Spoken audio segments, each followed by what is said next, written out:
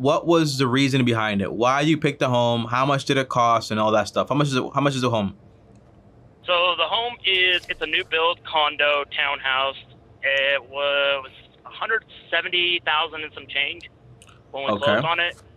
And the prices have gone up significantly since then. But $170,000, and we chose to move to be closer to family. We live about 50 miles away from our houses right now, and we're from Idaho Falls. And so we decided we wanted to try to move a little closer to home, and we found a home about 20 miles closer. How much did you put down? I put nothing down because I used the VA home loan for it. Wow. Okay.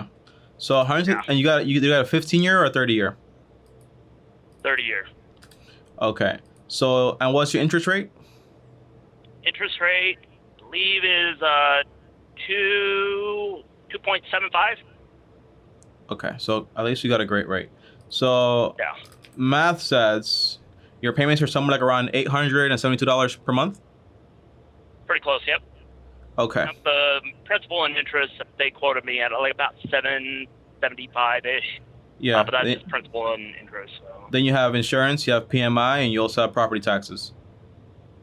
And you also have property maintenance. Taxes, yes. PMI, no, because of the VA home loan. The VA home loan covers the PMI, covers all that stuff.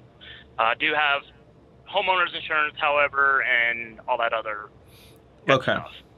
All right. So, and let's say, for example, your income is $40,000, right? Is that after taxes or before taxes?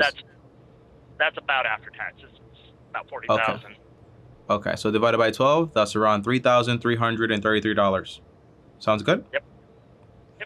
Okay. So my math says, right, whenever you're buying a home, you're supposed to be able to afford it on a 15-year mortgage where the entire, like, for example, the payments, for example, principal and interest, also the maintenance of the property, also the taxes, the insurance, all those things combined cannot exceed 33% of your monthly income. So in this case, for example, your budget for a home would be somewhere like around $1,100. Right, so you're not even like going too crazy above that, which is fine. But we also have to consider, for example, that you have no emergency fund. So although it is a newly built condo, which gives you some space, right? But if you do have maintenance to take care of, for example, the AC unit breaks down or whatever thing goes on or whatever, you want to have money for that on the side. So my advice would be, if you're going out of pocket $800, take the $300 that's extra within your budget and put that towards, for example, building a quick sinking fund for the house, just in case, but not really just yet. Utilities are going to be, for example, light, water, let's just say an internet. So let's just say like $250 for that. Sounds good? Actually, that might change. An HOA.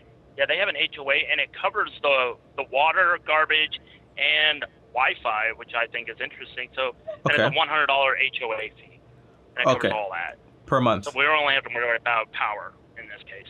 Okay.